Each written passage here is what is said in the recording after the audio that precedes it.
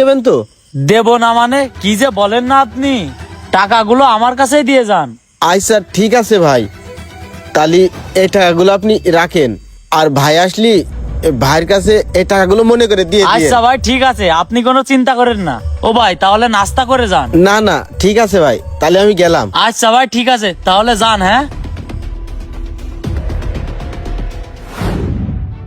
এই রানা, রানা, হ্যাঁ ভাই বলেন। এ মা কোথায় রে? মারে তো দেখছি না। মা তো একটু আগে বড় কাকিদের বাড়িতে গেছে। ও আচ্ছা, যাই হোক, বলতেছি বাড়িতে কেউ কি আসছিল? না তো, কেউ তো আসেনি। কেন, কি হয়েছে?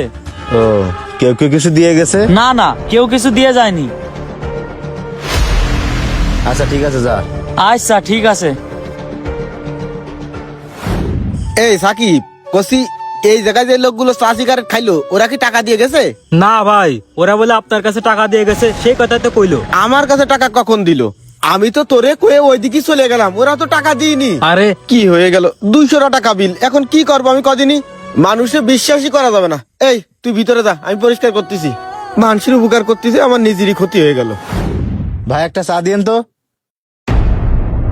আরে ভাই আপনি? হ্যাঁ আমি, আমাকে চেনো নাকি? হ্যাঁ ভাই, আমি তো আপনারে চিনি। এই যে সকালবেলায় আপনি যখন আমার দোকানে আইছেন, যখন চলে যাচ্ছিলেন গাড়িতে ওঠার সময় আপনার কিছু টাকা পড়ে গেল, আর ওই টাকাগুলো পাইয়ে আমি আপনার বাড়ির ঠিকানা ম্যানেজ করে আপনার বাড়িতে আপনার ছোট ভাইয়ের কাছে টাকাগুলো দিয়ে আইছি। টাকাগুলো আপনি পাইয়েছেন? না এখনো পাইনি, বাসায় গেলে হয়তো বা দিয়ে দেবে। ও আচ্ছা যাক। আর তোমাকে তো চিন্তিত লাগতেছে কেন? আর ভাই কোয়েন না,